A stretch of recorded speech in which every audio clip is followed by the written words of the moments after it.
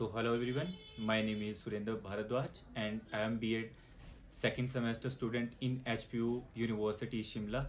So guys, कुछ दिन पहले मेरी एक वीडियो थी, उस पर बहुत सारे लोगों के ये कमेंट्स थे कि सर B.Ed के एग्ज़ाम को क्रैक करने के लिए हमें सबसे ज़्यादा इम्पोर्टेंट टॉपिक कौन कौन से आएंगे। तो जो एक इम्पोर्टेंट टॉपिक्स लिस्ट है वो हमें बताइए। तो यार आज की वीडियो में मैं वही डिस्कस करना चाहूँगा। बस उससे पहले आपको दो चीज़ें ध्यान रखनी है। मैंने इस एग्ज़ाम्स को 2 बार क्रैक कर लिया है और एक बार मेरी सबसे बड़ी मिस्टेक्स की वजह से ये एग्ज़ाम मुझसे क्रैक नहीं हुआ था। इन 2021 इन माय फर्स्ट अटेम्प्ट मैंने जो हिंदी यूनिट थी, इंग्लिश यूनिट थी, जीके सेक्शन था और मैथ्स और रीजनिंग थे, उनके हर सेक्शन को मिला के मैंने 80 मार्क्स लिए थे और उसमें केवल मुझसे 10 क्वेश्चन सही नहीं हो पाए थे। आई थिंक ये रेशियो इससे कम भी हो सकता है, बट टीचिंग एप्टीट्यूड और एजुकेशन कमेटी मैंने इन सब के मैक्सिमम क्वेश्चन गलत कर दिए और मेरे पास टाइम ही नहीं बचा एग्जाम्स में इन क्वेश्चंस को करने के लिए।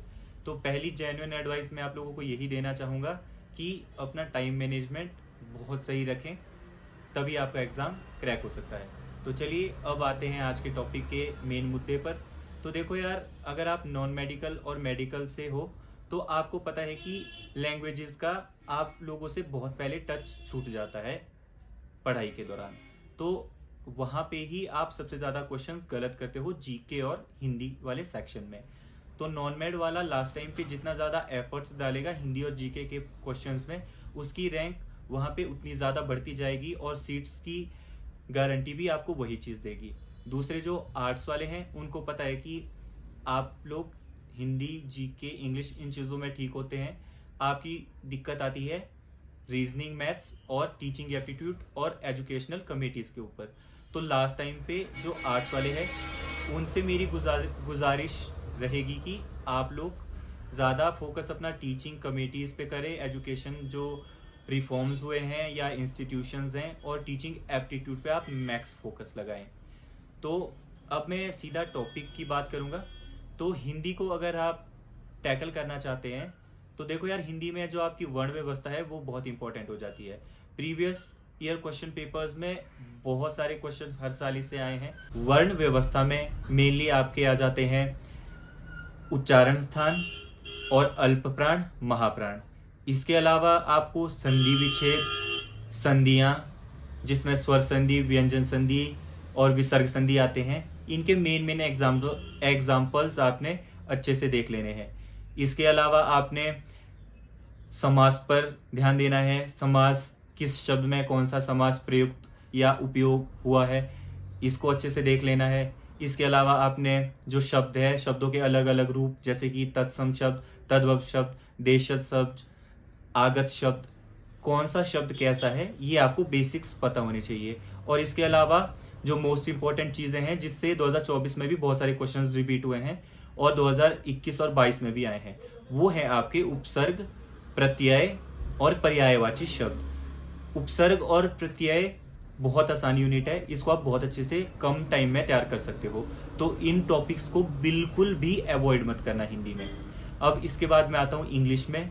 As you all know, English nature 5 question passages से ही आपके बन जाते हैं। उसके बाद रॉन्ग वर्ड स्पेल्ड के भी बहुत सारे क्वेश्चंस होते हैं और सेंटेंस एरर के भी उसमें क्वेश्चंस आ जाते हैं।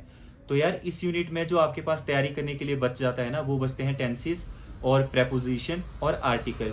क्योंकि इसके अलावा जितना आपका लेवल इंग्लिश में अब तक बन चुका है, उसी की कॉमन सेंस आपको एग्जाम में क्वेश्चन सही करने के लिए हेल्प करेगी। एक्स्ट्रा आप इस सेक्शन में कुछ भी नहीं कर सकते। अब मैं बात करूंगा हिमाचल जीके सेक्शन की। तो देखो यार, इसकी सिंपल सी चीज़ है। एग्जाम का नेचर रहा है कि एक बार इसने थोड़ा सा टफ पूछा है, दूसरी बार इसने थोड़ा सा इजी पूछा है। जैसे कि मैं अगर 2024 का ही एग्जांपल दूं तो इसमें इसने इजी क्वेश्चन पूछे हैं, जिसमें इसने जो टॉपिक्स कवर करे हैं वो हिमाचल प्रदेश की ज्योग्राफी को स्पेसिफिकली बहुत ज़्यादा टारगेट करा है।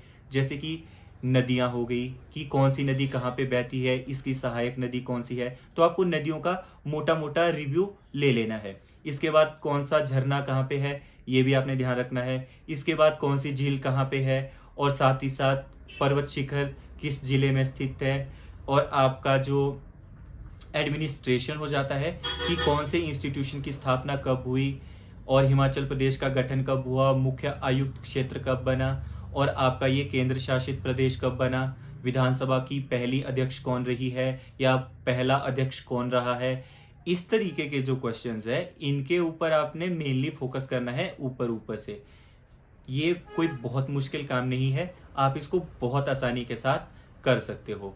और अगर मैं टफ क्वेश्चन की बात करूं हिमाचल जीके के नेचर से, तो वो पूछ लेते हैं आपसे कि कौन सा लोकगीत किस राज्य से संबंधित है, ये डांस फॉर्म किस जिले से एसोसिएटेड है, चंबा रियासत की स्थापना किसने की थी, हाल ही में सरकार ने कौन सी स्कीम्स लाई हैं। मतलब जो आपके स्कीम्स हैं, और एंशियंट मिडेवल और मॉडर्न एरा में कौन कौन से किंगडम रहे हैं यहाँ पे, उनके कौन कौन से राजा थे।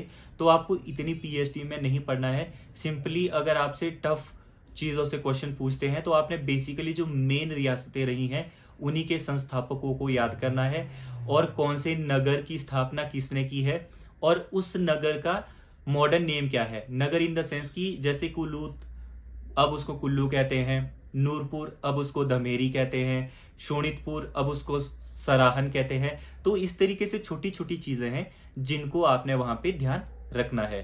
तो this was all about Himachal ji के सेक्शन। तो इसको आप इजीली अभी लास्ट में कवर कर सकते हो, ये इतना मुश्किल काम नहीं है, बशर्ते आप बहुत सारी वीडियोस के चक्कर में ना पड़े। पर्सनली यार मैं व्यूज के लिए खुद भी इस पे वीडियोस बना लेता, वो कोई बड़ा काम नहीं था, पर genuinely I want you to crack this exam. तो मैं आपको लूप होल में नहीं उलझाना चाहता था, इसीलिए मैं आपको सीधा सा ये बताना चाहता था कि जस्ट अपनी किताबें उठाओ और 4 घंटों के अंदर एक यूनिट का जो आपके जितने भी टॉपिक्स बनते हैं उन सबको खत्म करो। क्योंकि लास्ट टाइम पे मैंने भी यही करा था, क्योंकि वीडियोस आपका सिर्फ टाइम वेस्ट करती हैं लास्ट टाइम पे 40-40 50-50 मिनट के लिए।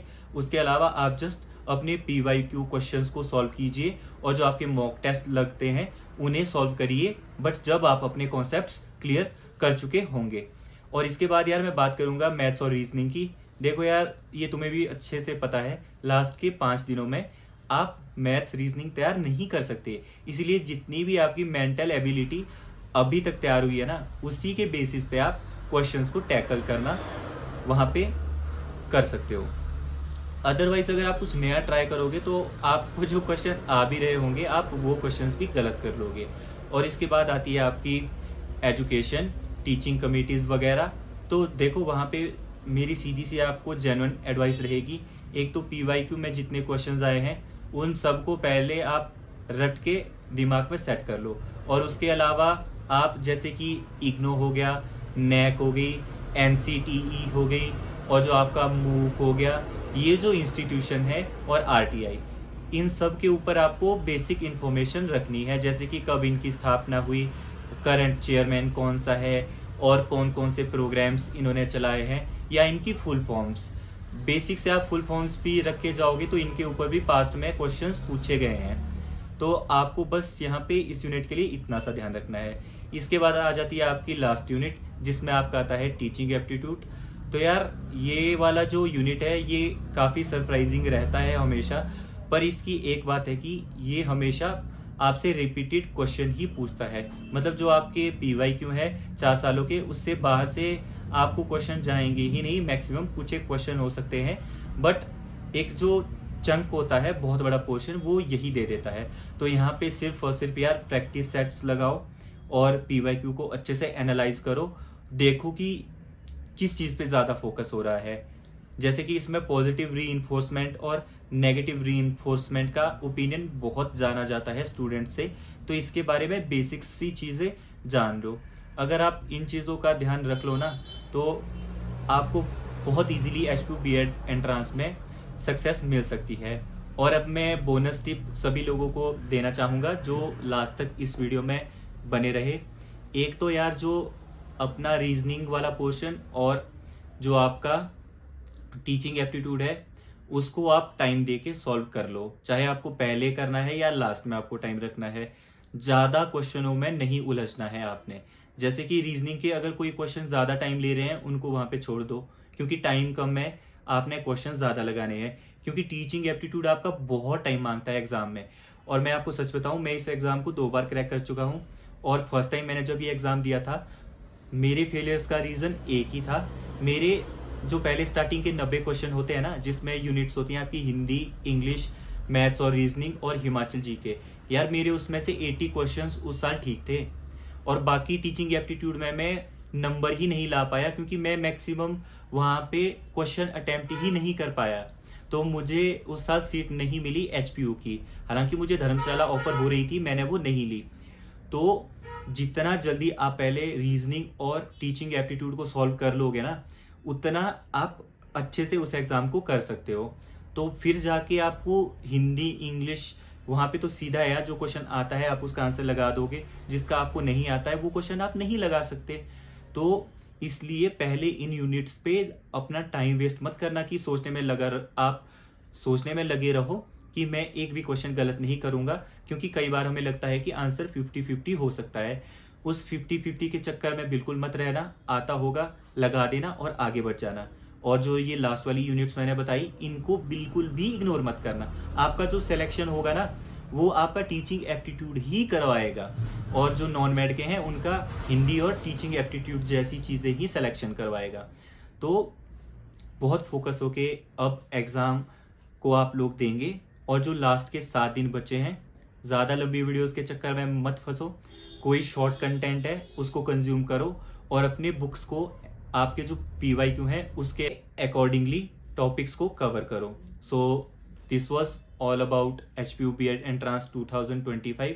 तो यार, अगर आपको मेरा कंटेंट जेन्युइन लगे तो चैनल को लाइक, शेयर और सब्सक्राइब ज़रूर करना। Thank you.